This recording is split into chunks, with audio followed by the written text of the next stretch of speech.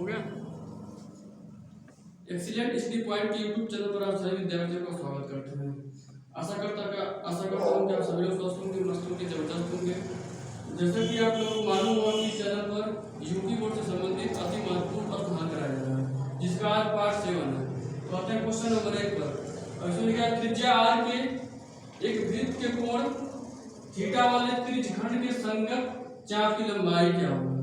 अब क्या पूछा है इसमें, संगत चाप की लंबाई। हमें फार्मूला पूछा है, डायरेक्ट क्या पूछा है, फार्मूला। देखिए फार्मूला क्या होता है, तो फार्मूला यही होता है आपका थीटा बटे 360 गुणे 2 पाई r। ये होता है संगत चाप की लंबाई। और क्षेत्रफल क्या होता है, अगर इसमें पूछा त्रिज्यखंड का क्षेत्रफल, तो देखिए क्षेत्रफल का भी सूत्र लिख लीजिए। क्षेत्रफल होता है थीटा बटे 360 गुणे पाई r स्क्वायर। ये होता है क्षेत्रफल का, ये होता है संगत चाप की लंबाई। लेकिन इसी सूत्र से एक सूत्र और बनता है, मतलब सवाल में ऐसे भी दे सकता है। ये तो आपको क्या हो गया आंसर, इसी सवाल को ऐसे भी दे सकता है। थीटा बटे इसको 2 से काट देगा, तो यहाँ क्या हो जाएगा 180 अंश गुणे पाई r। ये भी होता है। तो ऑप्शन में अगर ये भी दिया होगा तो ये दोनों क्या होता है, बराबर होता है, क्योंकि इसी से ये भी बना है। तो दोनों क्या होता है, बराबर। यानी चाहे आपको ए दे सकता है या आपको ए क्वेश्चन दे सकता है। देखिए इसमें लिखा है थीटा बटे 180, लेकिन यहाँ 2 नहीं आना चाहिए, क्या आना चाहिए, पाई आना चाहिए। ये क्या हो गया, ये आपका फार्मूला हो गया। मतलब फार्मूला डायरेक्ट पूछ सकता है, जैसे बेलन का आयतन होता है और गोले का आयतन होता है, गोले का उत्कृष्ट होता है, ये डायरेक्ट क्वेश्चन में आता है, फार्मूला डायरेक्ट आता है। तो आते हैं क्वेश्चन नंबर 2 पर। अब देखिए इसमें लिखा है दो समरूप त्रिभुज की भुजाओं का अनुपात 9:16 है। इन त्रिभुजों के क्षेत्रफल का अनुपात क्या होगा। अब देखिए इसमें सबसे पहले क्या बोला, समरूप त्रिभुज।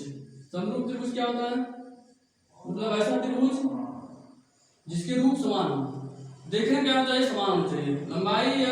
लंबाई से छोटा हो सकता है, इससे बड़ा, लेकिन दोनों क्या है, त्रिभुज है। तो दोनों त्रिभुज है, दोनों क्या होंगे, समरूप त्रिभुज होंगे। ठीक है, तो इसमें देखिए पूछा क्या है, भुजाओं का अनुपात दिया है। भुजाओं का अनुपात आपको दे दिया है, पूछा क्या है, क्षेत्रफल।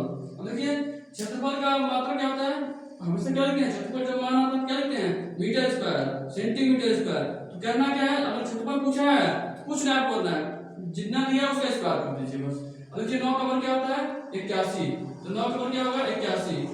16 का वर्ग क्या होता है, 256। तो क्या होगा 81 समंदे 256। ऑप्शन देख लीजिए इसमें 81 समंदे 256। तो ये अब क्या हो गया आंसर। अगर इसी सवाल में ऐसे पूछता है, अगर आपको क्षेत्रफल पहले दिया हो, क्षेत्रफल देकर चाहे कुछ भी पूछे, जैसे मान लीजिए भुजा पूछ सकता है, परिमाप पूछ सकता है, ऊंचाई पूछ सकता है। तो अगर क्षेत्रफल देकर पूछेगा तो इसी का उल्टा करना है, इसका वर्गमूल लेना है। अगर क्षेत्रफल देकर कुछ भी पूछेगा तो वर्गमूल, अगर क्षेत्रफल पूछेगा चाहे भुजा देकर, चाहे ऊंचाई देकर, चाहे परिमाप देकर, अगर क्षेत्रफल यहाँ पूछेगा तो उसका स्क्वायर करना है।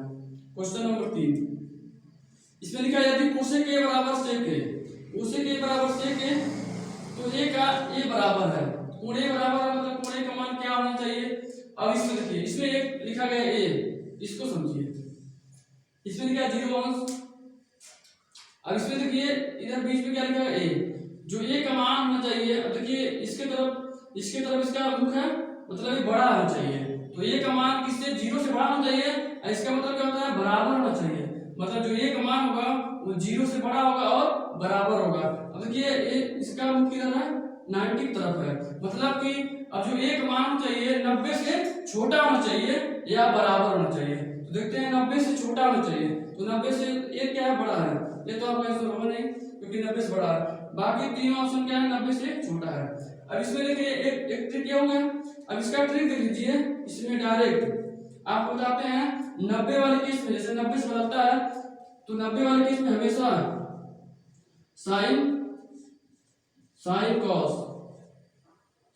हो गया, कोसेक साइन है, cosec A sec A, tan A cot A, tan A cot A. अब देखिए कभी भी अगर ऐसा आ जाए, देखिए इसमें है कोसेक ए सेक ए, तो देखिए कोसेक उल्टा क्या होता है, सेक ए। इसमें होता है 90 वाले किसमें, जैसे 90 जैसे होता है sine 90 minus theta, cosec 90 minus theta. मतलब इसमें क्या होता है, इसका उल्टा कोसेक उल्टा क्या होता है, सेक। इसमें देखिए इस तरह सवाल होता है। तो अगर इस तरह सवाल आए तो एक बस एक ही ट्रिक है इसका, देख लीजिए। एक कभी भी साइन ए कॉस ए, देखिए साइन ए कॉस आ सकता है, उसी के से क्या आ सकता है, tan ए कॉट ए आ सकता है। अगर कहीं ऐसा सवाल आएगा तो डायरेक्ट कुछ करना ही नहीं है आपको, ऐसा मान रखना है जो दोनों को जोड़ने पे 90 हो जाए। मतलब इधर देखिए 45 है, अगर यहाँ 45 रखते हैं, यहाँ भी 45 रखते हैं, तो दोनों को जोड़ देंगे कितना हो जाएगा 90, यानी 45 क्या हो गया आपका आंसर। जैसे साइन ए पूछेगा कि साइन ए कॉस ए, तो साइन ए कॉस के लिए एक ही होता है, एक ही मान के लिए हमेशा बराबर होंगे, किसके लिए 45, किसके लिए बराबर होंगे 45, इसमें भी किसके लिए बराबर होंगे 45। तो अगर ऐसे आ गया साइन ए कॉस ए, उसे के से के tan ए कॉट ए, कुछ करना ही नहीं है, आप कोई ऑप्शन ढूंढना है जिसको जोड़ने पे 90 होना चाहिए, जिसका गुना 90 है। देखिए 45 गुना क्या होगा 90, 30 के गुना क्या होगा 60 नहीं होगा, 60 गुना क्या होगा 120 नहीं होगा, तो आपका आंसर क्या होगा 45। क्वेश्चन नंबर 4, समीकरण 5x² - 3x + 2 = 0 के मूलों का योग क्या होगा। अब देखिए इसका फार्मूला होता है, जैसे मान लीजिए द्विघात समीकरण है x² + bx + c = 0, तो देखिए इसका दो सूत्र होता है, एक क्या होगा मूलों का योग, देखिए लिख देते हैं मूलों का योग, तो मूलों का योग होता है -b/a, अब मूलों का गुणनफल दो पूछता है इसमें, मूलों का योगफल चाहे मूलों का गुणनफल, तो मूलों का गुणनफल होता है c/a, c मतलब अचरफल, तो c/a मूलों का गुणनफल क्या होता है c/a, मूलों का योगफल क्या होता है -b/a।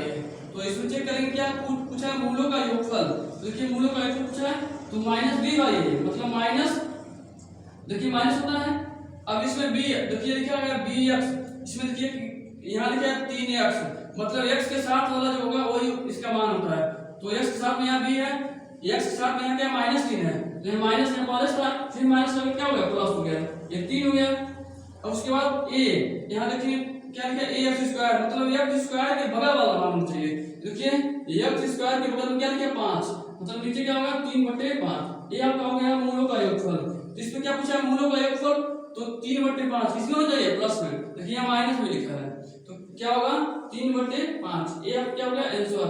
अब अगर इसी सवाल में पूछा होता मूलों का गुणनफल तो क्या होता c/a, मतलब c का मान है इधर देखिए c, इधर देखिए अचरफल क्या है 2, तो c का मान क्या हो गया 2, a का मान क्या है 5 है, तो 2/5। अगर सवाल पूछा होता मूलों का गुणनफल क्या होता है 2/5।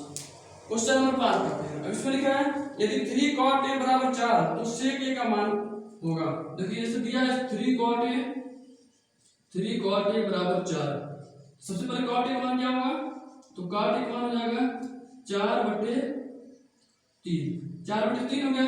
अब cot a बराबर क्या सूत्र होता है, तो tan का होता है लंब बटे आधार, उसका उल्टा होता है आधार बटे लंब, क्या होता है आधार बटे लंब।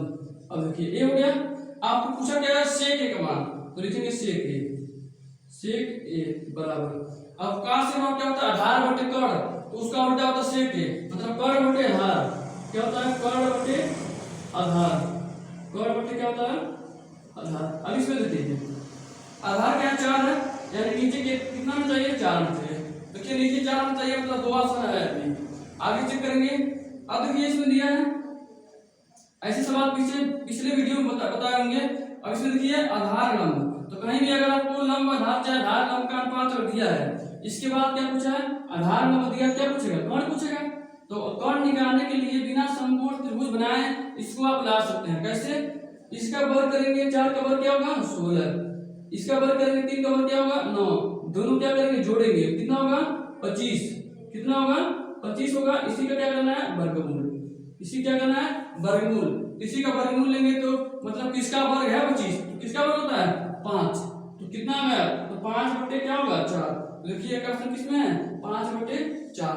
अब देखिए यहाँ लंब आधार था तो ऐसे कर दिए, अगर इसके अलावा कुछ भी आ सकता है, मतलब आधार लंब के अलावा अगर कुछ भी आ जाए उसका अनुपात उसके बाद आपको निकालना होगा। जैसे मान लीजिए ऐसे दे दे आपको, ऐसे मान लीजिए आधार लिखा है तो यहाँ मान लीजिए हम आधार लिख देते हैं, अगर नीचे लंब बना देकर कट देते हैं, मतलब ऐसे देकर कट, मान लीजिए ऐसे दे दिया 4/8, मान लीजिए ऐसे दे दिया, तो इसमें तो ऐसे इसमें भी करेंगे, इसका वर्ग करेंगे क्या होगा 16, इसका वर्ग करेंगे क्या हो जाएगा 64, दोनों को घटाएंगे तो दोनों घटाएंगे तो 64 में से 16 घटाएंगे तो 14 में 6 8, 5 में से क्या 4, तो 14 में 6 8 हो गया, 5 में 4 48 हो गया, तो 48 हो जाएगा। इसका भी वर्गमूल लेना है। मतलब कहने का मतलब ये है कि अगर आपको आधार नम या नम आधार का अनुपात दिया है, उसके बाद आपको अगर कर्ण मान लीजिए कर्ण निकालना है, तो डायरेक्ट क्या होता है, इसका वर्ग करेंगे, इन दोनों का वर्ग करेंगे जोड़ के वर्गमूल। उसके बाद अगर कुछ भी पूछेगा तो दोनों को वर्ग करेंगे, लेकिन इसमें जोड़ के वर्गमूल, इसमें घटा के वर्गमूल लेना है, बस यही होता है। तो इस वीडियो को यहाँ तक रहने देते हैं। बाकी अगर वीडियो अच्छा लगा तो चैनल को लाइक और सब्सक्राइब जरूर कीजिएगा। जय हिंद।